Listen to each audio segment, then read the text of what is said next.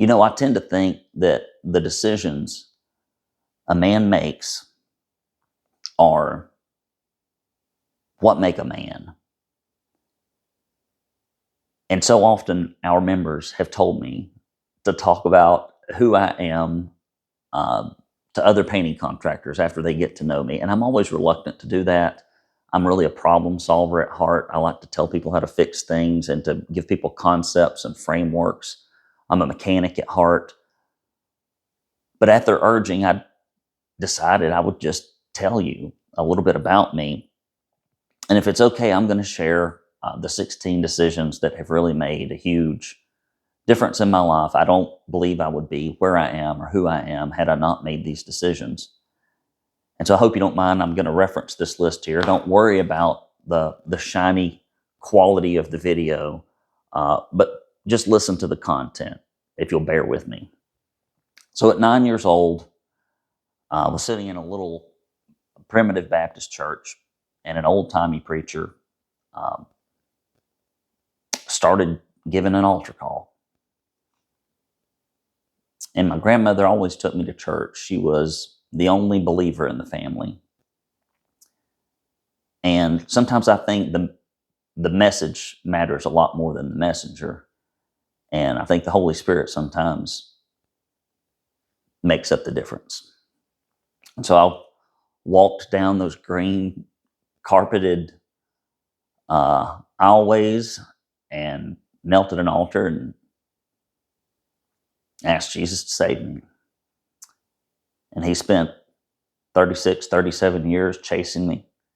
I'm a prodigal son. I'm not perfect. Lord, you got to be a big sinner to need a big savior. And so I was transformative. At 13, I was washing a Camaro underneath a pine tree by a single wide trailer with a complete dirt yard, trying to make my mother happy, which you could not do. And we got into a big row. And she said, I wish you'd go move in with your father, which I'd been trying to do for several years. And I said, I will. And I walked in there and I picked up the phone. I called my dad, and he came up in his shag carpeted van and picked me up, and I moved in with him. Took me to the wrong school the first day. But I spent 13 through 19 living with him and getting to know him far better than I ever could have any other way. And those are some of the most peaceful, calm years of my life. Got to experience freedom because Dad had just let you go do whatever, which probably wasn't the best parenting tactic, but it ended up being great for me after having virtually none of that growing up. It was a real bad situation. At 18, I decided to take the ACT test about 8 times. Because all my friends were going to college, and I thought, well, that's the thing to do, right? So I was able to get a really good score. Didn't start out with a good score.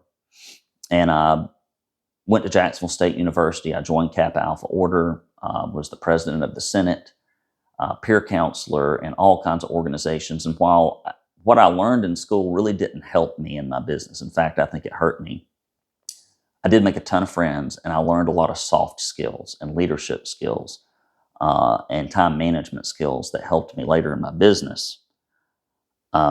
Backing up, I left one out. At 16, I was dating a girl whose father offered to teach me how to play guitar, and I love music. He took me to a Merle Haggard concert, and I was hooked. And so I started picking around on the guitar, and I've spent countless hours with friends around campfires, playing music, listening to music, going to see music. It's a big part of my life. At 23, I found these things called manuals during my second job working for the Muscular Dystrophy Association. The first year, I had failed to meet my budget because I knew everything because I'd just gotten out of college. And I was just inventing things to do to raise money, whatever little idea I had. And all of them apparently were bad. And I just killed myself. Well, I started reading these manuals, and I just picked 3 programs, and I just got rid of all the crap that I'd tried to invent. And I raised my budget that second year in 5.5 months, and I was the number one fundraiser in like 6 states. And that's what really gave me a passion for processes, documenting those processes, having tools and templates to get something done. It was just amazing to me. I'm like, here it all is. And that's when I decided I wasn't going to reinvent the wheel anymore, although I would make that mistake a few more times before it finally set in that I shouldn't do that. At age 24, I took a job. Let me back up one. At 22, I decided to move to Chattanooga. Some of these are written in the margins.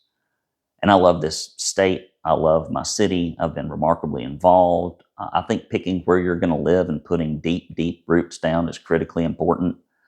So I did. I'm well known in my community, for better or worse, very involved. And I'm just glad that I decided to move here. I think it was the Lord's will. At 24, I took a job with U.S. Senator Bob Corker.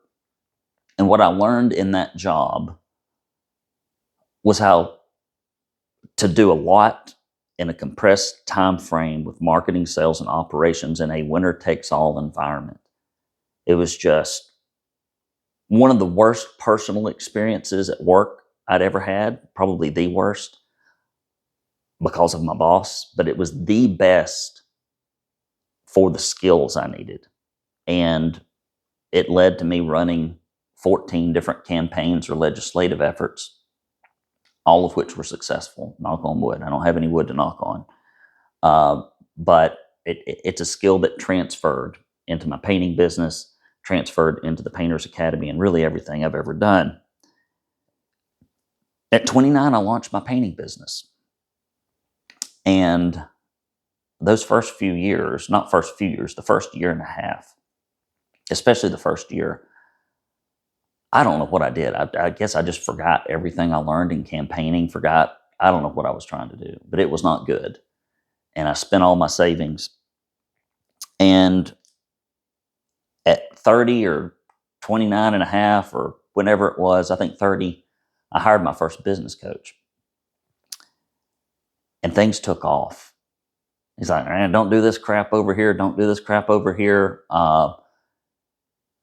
And it just changed everything. Like, I just needed somebody else to say, hey, you got to do this stuff. And this individual was not in the industry, which I think was even more helpful to a degree. And it, again, reminded me of like having those manuals at MDA. So I had tools and toolkits, and then I had somebody actually giving me advice, which was remarkably helpful. It just changed and reminded me that I'm not going to reinvent the wheel again. At 34, I was at a bar called Big River, which is now defunct. So sad. And I walked from where I was with a bunch of my friends over to the other side of the restaurant. And I saw this really hot brunette, just smoking hot brunette. And this is how she said it happened. I don't know if this is how it happened. She said, I put my arm around both of them. She had a friend there at the time. And then I took my arm off of the other lady, and I don't think I did this. She said, I put my hand on her knee and invited her to come over and hang out with my friends. And then later we played music. That's the secret. You got to play Conway Twitty's Lay Me Down. That's what gets them.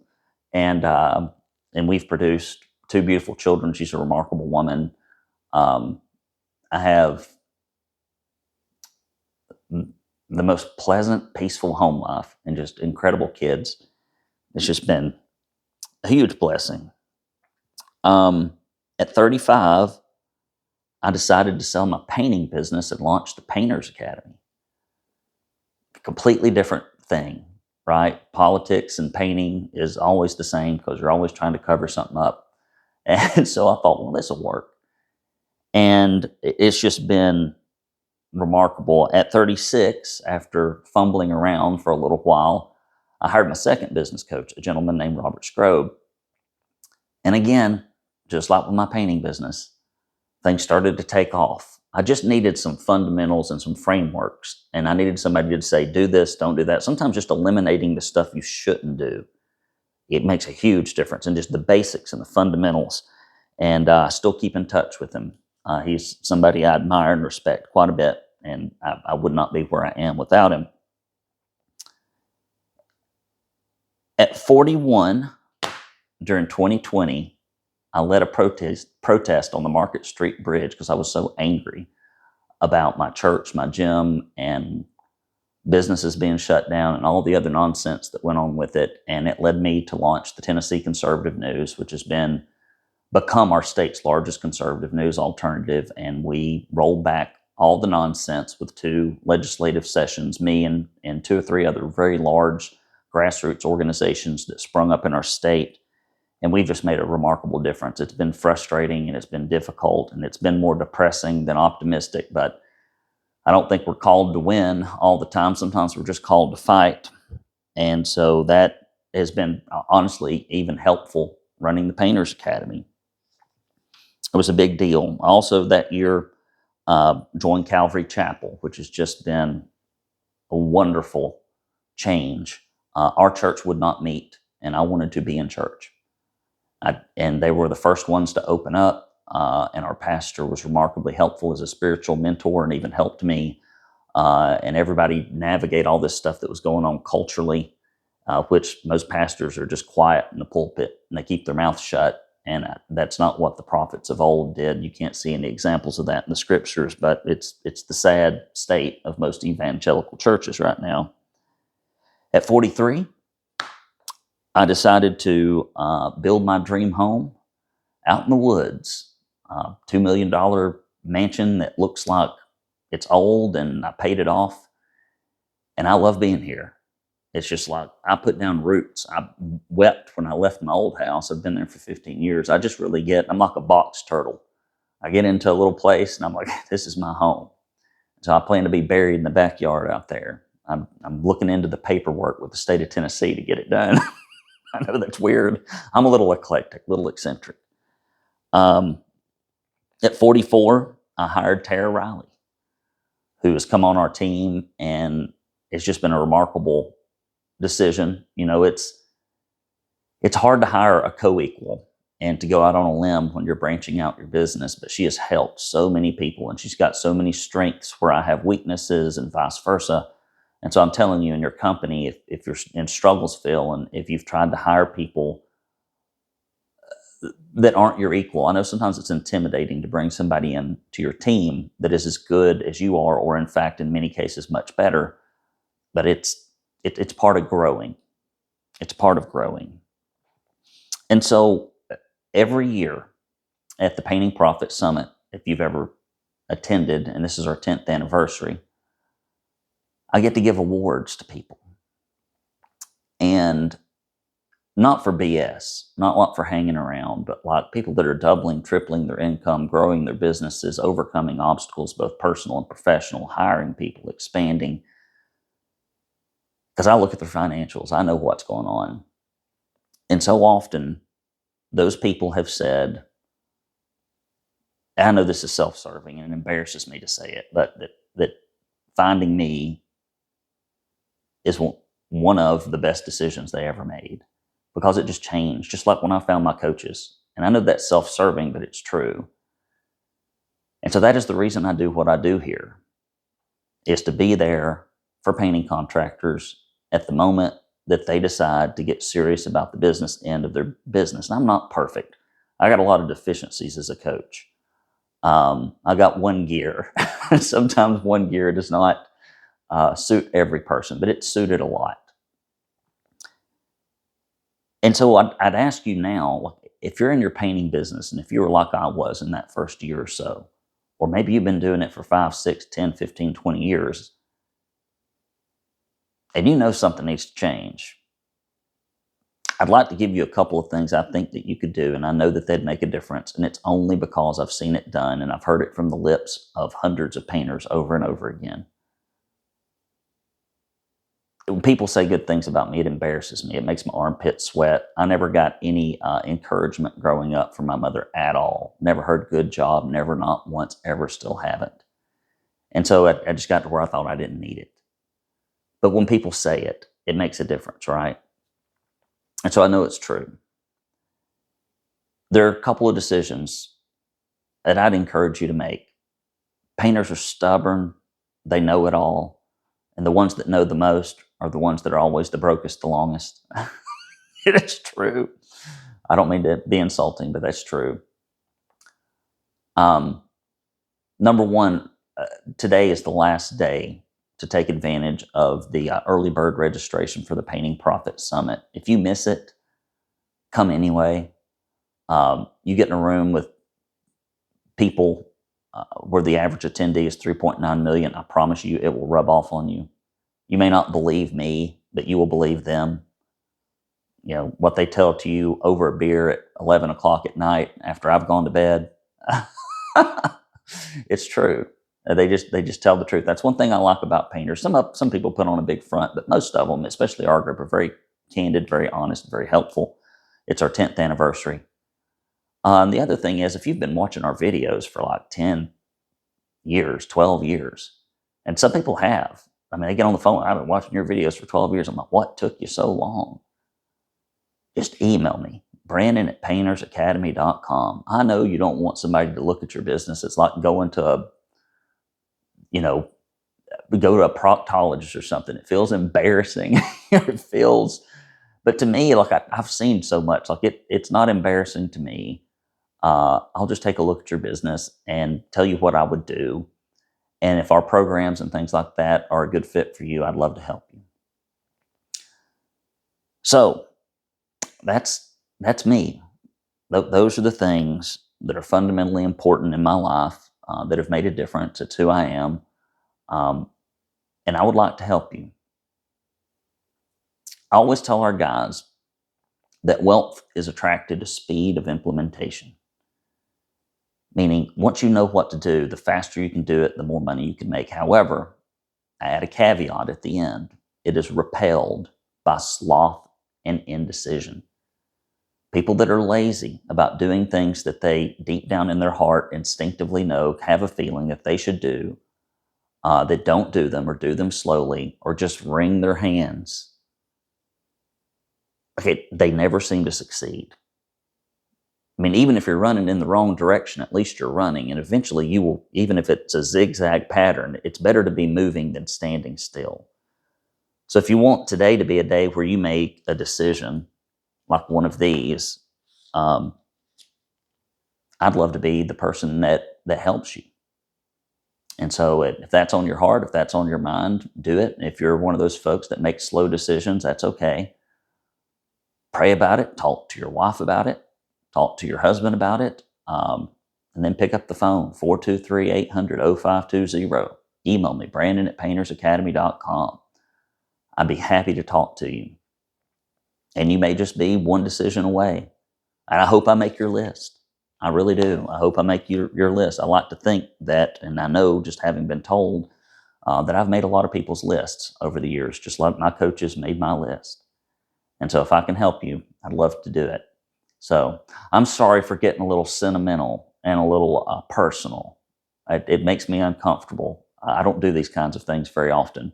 But I think it's important sometimes that people know who you are. Because until folks know who you are or know that you care, they don't care to know who you are. So that's all I got. Hey, I missed one.